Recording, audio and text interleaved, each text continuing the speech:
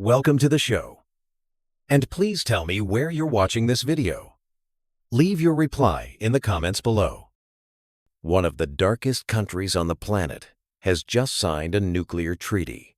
Not a treaty of war. Not a threat of missiles or bombs, but a legal pact written in the shadow of the Cold War, designed for a world that believed nuclear power belonged only to a chosen few.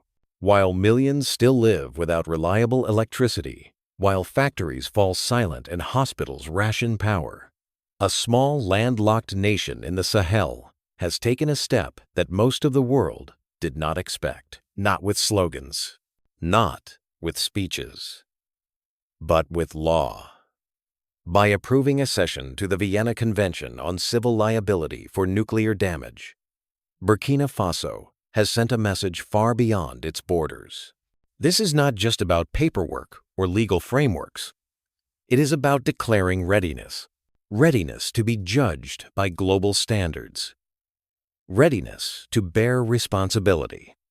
Readiness to enter a space long guarded by fear, pressure, and double standards.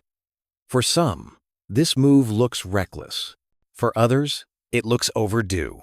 Is this the beginning of energy sovereignty or the opening of a geopolitical fault line that could reshape the Sahel? Stay with us. This is more than a headline.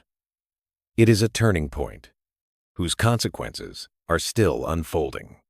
Subscribe and follow the story to the end. On the surface, it looked like a routine parliamentary vote. No cheering crowds. No fireworks. No dramatic declarations broadcast to the world. Yet, on January 27th, 2024, inside the Transitional Legislative Assembly, a quiet decision was made that carried the weight of decades. Burkina Faso authorized its accession to the Vienna Convention on Civil Liability for Nuclear Damage, a treaty adopted on May 21, 1963, at the height of Cold War anxiety, when the promise and the peril of nuclear power were first being codified into law. This was not the signing of a reactor contract. It was not the pouring of concrete. It was something more fundamental. It was the laying of legal soil. The Vienna Convention exists for a single, unglamorous reason: responsibility. It answers the question most nations avoid when speaking about nuclear energy. What happens if something goes wrong? Under its framework, liability for nuclear damage is channeled to the operator of a nuclear installation, creating a clear path for compensation, jurisdiction, and legal certainty. Not to inspire ambition, but to restrain it. Not to celebrate power, but to discipline it. For countries seeking international nuclear cooperation, this framework is not optional. It is the price of entry. By acceding to the convention, Burkina Faso signaled its willingness to operate within globally recognized rules governing risk, accountability, and civilian protection. In doing so, it aligned itself with a system designed to reassure not only foreign partners, but its own citizens, those who would live closest to any future installation, those whose land and livelihoods would bear the consequences of both success and failure. This decision did not emerge in isolation. Months earlier, the government had already made its intention clear. Agreements had been signed, roadmaps drafted, memoranda of understanding concluded with Russia's state-owned nuclear corporation, Rosatom. The language used was consistent and deliberate. Peaceful use, civilian purposes, electricity generation. Each phrase chosen carefully, like stepping stones across a river known for strong currents. Burkina Faso's leaders understood something that critics often overlook. Nuclear ambition does not begin with reactors. It begins with rules. Without a recognized liability regime, no serious international partner would proceed. Insurance mechanisms fail. Financing stalls. Expertise remains locked behind legal uncertainty. In this sense, the parliamentary vote was not symbolic. It was procedural, but procedure in nuclear governance is power. The timing matters. Outside major cities, darkness still defines daily life. Power cuts disrupt hospitals. Manufacturing struggles to take root. Refrigeration, irrigation, and digital infrastructure remain uneven and fragile. Every development plan eventually collides with the same obstacle: unreliable energy. For decades, African countries have been encouraged to wait, to rely on incremental solutions, to accept energy scarcity as a transitional inconvenience rather than a structural injustice. Nuclear power, critics argued, was too complex, too dangerous, too expensive, appropriate for advanced economies, not for states still battling poverty and insecurity. And yet, those same advanced economies built their industrial strength on abundant, stable power, often nuclear power, while exporting caution to those still climbing the ladder. This is the contradiction Burkina Faso's decision exposes. By joining the Vienna Convention, the country did not claim mastery over nuclear technology. It claimed something more modest and more radical: the right to prepare, the right to be taken seriously, the right to engage on equal legal footing in conversations that have long excluded it. Supporters framed the move as a step towards sovereignty, energy, sovereignty, legal sovereignty, developmental sovereignty. Critics warned of hidden costs, geopolitical entanglements, international scrutiny, and the burden of compliance in a volatile region already under strain. Both views share one unspoken truth. Once a nation steps into the nuclear legal order, there is no pretending neutrality.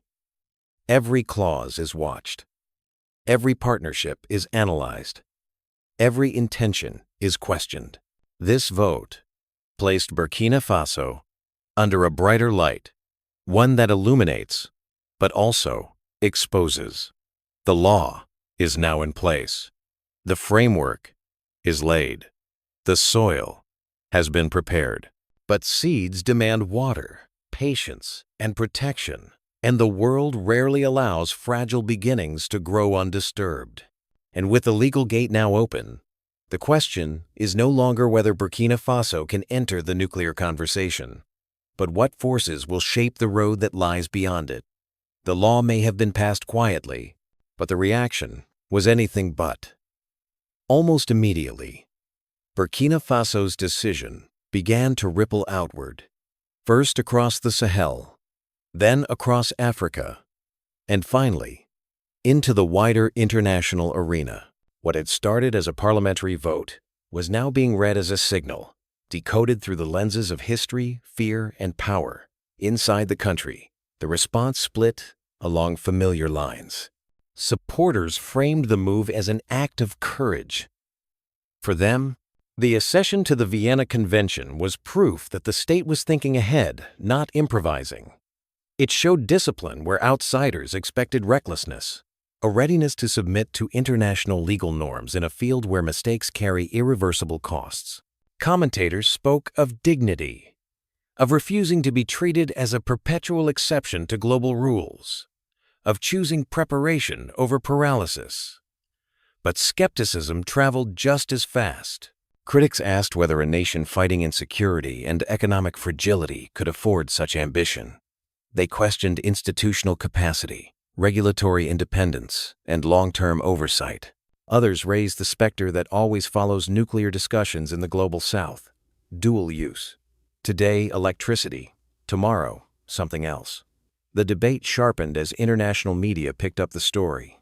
Headlines focused less on liability law and more on alliances. The word Russia appeared again and again, often before nuclear. In the current geopolitical climate, this framing was inevitable. Cooperation with Moscow is no longer viewed as a technical choice. It is interpreted as a political statement. The context mattered. Across the Sahel, governments in Burkina Faso, Mali, and Niger had already distanced themselves from former Western partners. Military cooperation had shifted. Diplomatic language had hardened. Regional structures, such as ECOWAS, had fractured. In this environment, every agreement was scrutinized for hidden alignments. Russia's role, therefore, became central to the narrative. The nuclear partnership was presented by supporters as pragmatic. Russia, through its state-owned corporation Rosatom, had positioned itself as willing to engage where others hesitated. Training, technical support, and long-term cooperation were offered as part of a structured roadmap. No reactors tomorrow. No shortcuts. Just process. From Moscow, the language was careful. Cooperation was described as peaceful, civilian, focused on development and energy security. Public statements. Nuclear cooperation to broader assistance in stabilization and capacity building, particularly in countries facing persistent security threats. In parallel, military ties between the two countries were also discussed openly. During a meeting in Moscow, Russia's president emphasized a shared commitment to combating terrorism and extremism, framing cooperation as part of restoring order and sovereignty. Burkina Faso's leadership, in turn, described its struggle in stark terms. Less a war against faceless militants, more a defense of land, autonomy, and the right to determine its own future. These words resonated deeply at home. They also alarmed observers abroad. For Western governments, the concern was not only about nuclear technology, but about trajectory. Energy partnerships do not exist in isolation. They shape supply chains, training pipelines, regulatory norms, and strategic dependencies that last for decades. Some analysts drew comparisons with other countries under intense international scrutiny. Iran was mentioned repeatedly, not because the situations were identical, but because the anxiety was familiar. Once nuclear capability enters the conversation, trust becomes conditional. This is where the Vienna Convention took on new meaning. By anchoring its nuclear ambitions within a recognized legal framework, Burkina Faso attempted to neutralize the most immediate fears. Accession to the convention is, in theory, a commitment to peaceful use, transparency, and accountability. It is a way of saying, we know the rules, and we accept them. Yet law alone does not erase suspicion. International organizations, foreign ministries, and security analysts began watching closely, not for what was announced, but for what would follow.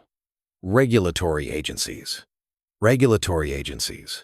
oversight bodies, independent safety authorities, public consultation. Each step would be weighed, each delay interpreted. Within Africa, the reaction was more complex. Some saw leadership, a willingness to break psychological barriers that had long confined African energy debates to the margins. Others worried about precedent. Would this path invite pressure that weaker states could not withstand? Would it deepen fault lines between those who align with new partners and those who remain tied to old ones? What united all sides was a shared recognition. The decision had raised the stakes. Burkina Faso was no longer merely navigating internal development challenges. It had stepped onto a stage where intentions are tested not by words, but by endurance. The applause was cautious. The criticism persistent. The scrutiny relentless. And as the initial shock faded, a deeper question began to surface. One that no convention, no treaty, and no partnership could answer on its own. When the world watches this closely, can ambition survive without being reshaped by external pressure? Beyond treaties and press conferences, the true weight of this decision settles on ordinary lives. For decades, energy scarcity in Burkina Faso has not been an abstraction. It has been felt in darkened classrooms where lessons end early, in clinics where generators fail, and in workshops where machines sit idle. Electricity is not merely a convenience here. It is the thin line between subsistence and possibility. Any discussion of nuclear energy, therefore, collides first with a civil reality. Supporters of the nuclear path argue that no country can industrialize, modernize agriculture, or build resilient public services without stable large-scale power. Hydropower depends on rainfall. Solar and wind, while vital, fluctuate and require storage systems that remain costly. Imported electricity, exposes the country to regional instability.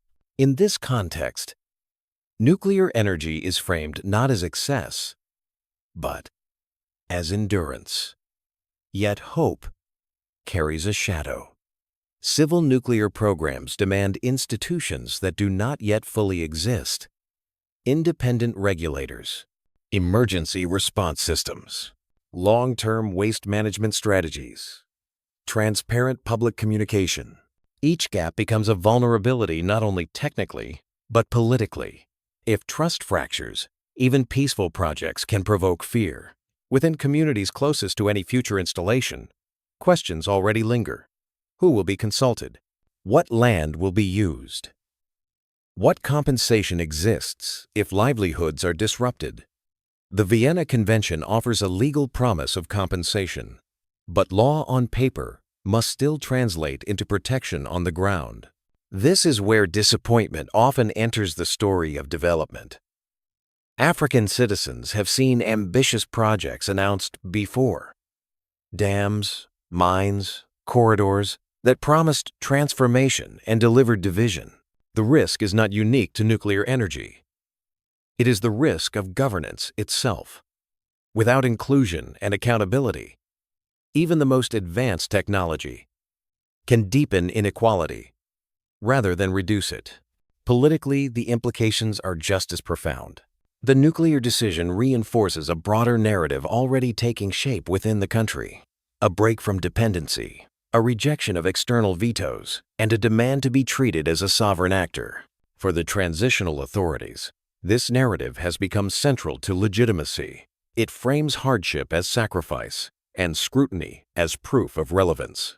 At the heart of this political moment stands Ibrahim Traoré, whose leadership has come to symbolize both defiance and expectation. To supporters, he represents a generation unwilling to inherit limits set by others. To critics, he embodies the danger of concentration of power in a fragile institutional environment. Both interpretations draw strength from the same reality: the stakes are rising. Domestically, success would recalibrate the social contract. Reliable energy would unlock jobs, attract investment, and strengthen state capacity. Failure, by contrast, would not remain technical. It would become political fuel for dissent, doubt, and division. There is also the question of timing. Burkina Faso continues to confront insecurity and displacement. Resources are stretched. Priorities compete. Nuclear energy, by its nature, is a long-term commitment in a society struggling with immediate needs. Balancing urgency with patience is a challenge few governments manage well. Yet, abandoning ambition carries its own cost. To retreat now would reinforce the belief that African nations may dream but not decide, that they may aspire, but only within boundaries drawn elsewhere. For many citizens, that psychological ceiling has been more damaging than any power outage. This is why the nuclear debate has become more than an energy discussion. It is a referendum on confidence. Confidence that institutions can grow. Confidence that risks can be managed.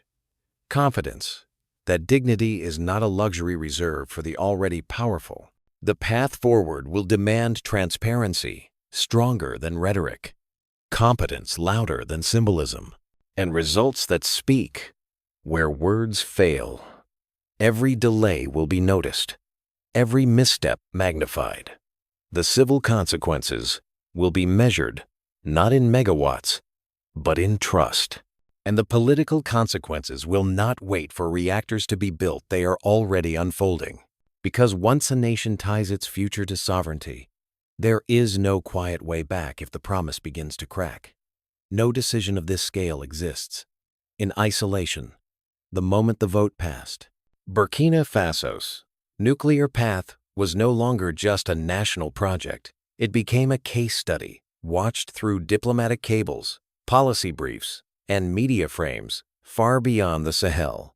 At the continental level, Reactions were cautious and measured. The African Union avoided dramatic statements, opting instead for the language of monitoring, consultation, and long-term stability. This restraint was deliberate. Nuclear ambition touches on safety, sovereignty, and precedent. For institutions tasked with balancing unity and risk, silence can be a form of vigilance. Regional bodies, however, felt the tension more acutely. With the withdrawal of several Sahelian states from ECOWAS, trust between regional blocs has already been strained. Energy decisions now double as political signals. Cooperation with new partners is read not merely as diversification, but as realignment. Every agreement raises questions about who sets standards, who provides guarantees, and who bears responsibility when things go wrong. Europay's response followed a familiar pattern. Publicly, European institutions emphasized non-proliferation norms, transparency, and safety. Privately, concerns centered on influence. Nuclear cooperation shapes relationships for generations through training, supply chains, regulatory culture, and diplomatic alignment. In a region where European leverage has been declining, the prospect of long-term nuclear partnerships outside traditional frameworks was unsettling. The United States watched closely, though often indirectly.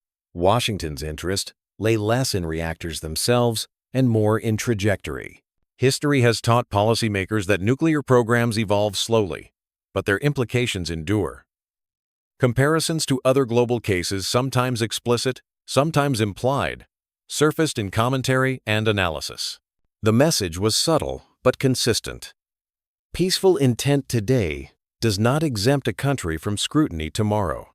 Against this backdrop, Russia's position appeared unusually steady. Moscow framed its role as technical and cooperative, stressing peaceful use, training, and gradual development. This approach fit neatly within its broader strategy in the Sahel, presenting itself as a partner unconcerned with lectures, conditions, or moral hierarchies for governments seeking room to maneuver. This stance was attractive, yet partnership does not eliminate pressure, it redistributes it. By choosing a nuclear path anchored in cooperation with Russia, Burkina Faso entered a global conversation shaped by rivalry. Every step forward would now be interpreted through the prism of great power competition. Safety audits, financing arrangements, even timelines would be analyzed for hidden meaning. International law, once again, became both shield and spotlight. Accession to the Vienna Convention offered reassurance, but it also invited inspection. Legal frameworks reduce uncertainty, but they also create benchmarks against which performance is judged. Compliance would need to be demonstrated, not declared. For some observers, this scrutiny was the price of seriousness. For others, it was evidence of double standards, standards that had long limited who was allowed to advance and who was expected to wait. What was undeniable is that the nuclear decision had moved Burkina Faso from the margins of global energy debates into their center. Not as a reactor builder, at least not yet, but as a country willing to engage the most regulated, politicized, and consequential domain of modern development. The international response, restrained but intense, made one thing clear. The question was no longer whether the world would pay attention. It was whether global attention would allow space for sovereignty or quietly redefine it. The hardest part of any transformation is not the decision itself. It is what comes after the applause fades. For Burkina Faso, the road ahead is neither straight nor guaranteed. Nuclear energy, even in its civilian form, is a long game. Years of preparation precede a single kilowatt. Training must be sustained. Institutions must mature. Public trust must be earned repeatedly, not assumed once. The risks are real. Financially, nuclear programs demand patience in a world addicted to quick returns. Politically, they require continuity in systems built on transition. Technically, they demand discipline where shortcuts can be catastrophic. And diplomatically, they invite pressure from actors who prefer predictability over autonomy. Yet the alternatives are no less risky. Continuing along a path of chronic energy scarcity locks a nation into permanent vulnerability. Industries remain shallow. Value chains break before they form. Youth ambitions migrate elsewhere. Dependence becomes normalized, and normalization becomes policy. This is why the debate cannot be reduced to reactors or treaties. It is about choice, choosing to plan rather than improvise, choosing to regulate rather than beg, choosing to invest in capacity, even when results lie beyond the current political cycle. If this path succeeds, the rewards extend far beyond electricity. Nuclear governance forces states to strengthen institutions, regulators, safety authorities, emergency systems, transparency mechanisms. These structures, once built, do not disappear. They raise standards across sectors, from health to environmental protection. If it fails, the consequences will be unforgiving. Delays without explanation erode trust. Safety lapses invite condemnation. External pressure can turn cooperation into constraint.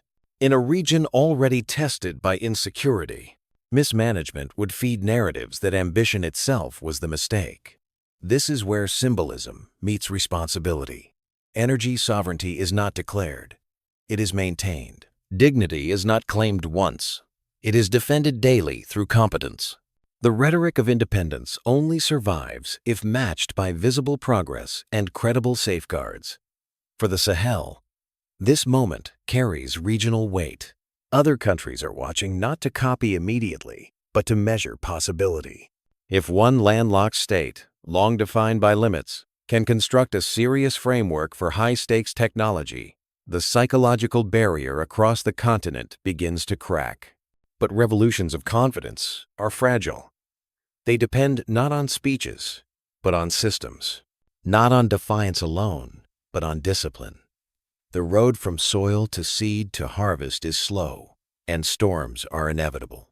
What matters is whether the hands tending the field remain steady when the first difficulties arrive. Because, in the end, this journey is not about catching up with the world.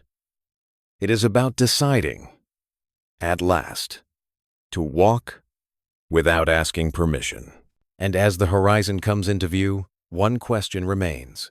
Will this road lead to light, or will it test how much uncertainty a nation can endure before hope itself demands proof?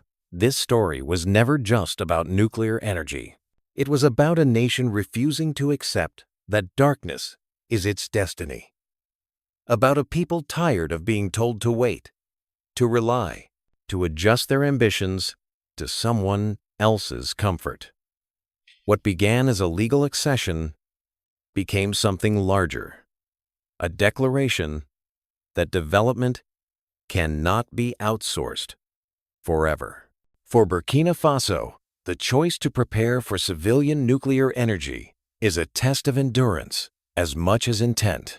The treaties signed, the frameworks adopted, and the partnerships formed will matter only if they translate into institutions that protect citizens and serve the future. Sovereignty is not measured by announcements, but by the ability to carry responsibility when scrutiny intensifies. This moment has also exposed a deeper tension in global development. The world celebrates innovation, but only when it comes from familiar places. It praises ambition, but only when ambition follows approved paths. When an African country steps into a tightly guarded domain, the reaction is rarely neutral. It is layered with doubt, caution, and reminders of risk. And yet, progress has always required the courage to enter contested spaces. Leadership, in such moments, is not about certainty. It is about committing to a direction while knowing the road will resist you. Ibrahim has come to represent that tension. A figure praised by some as a symbol of dignity, questioned by others as a gamble taken too early. His challenge, like the country's, is not to silence critics, but to prove that ambition can coexist with accountability. Africa's future will not be built by copying old hierarchies or rejecting every external partner. It will be built by choosing cooperation over dependence, trade over aid, and rules that protect people rather than restrain them. The nuclear question has forced that conversation into the open, where it can no longer be ignored. What happens next will matter far beyond one country. If Burkina Faso succeeds in turning preparation into protection, law into light, and vision into results, it will redraw the map of what is considered possible. If it stumbles, the lesson will still be absorbed, but at a higher cost. The choice, however, has already been made, and history rarely asks whether the moment was comfortable, only whether it was necessary. Ibrahim Traoré and his country have stepped onto a road and few dare to walk. The destination is uncertain, but the direction is clear. If this story speaks to your sense of justice and possibility, do not let it end here. Share it, reflect on it, and stay with us as this journey unfolds, because the future of energy, dignity, and sovereignty in Africa is still being written.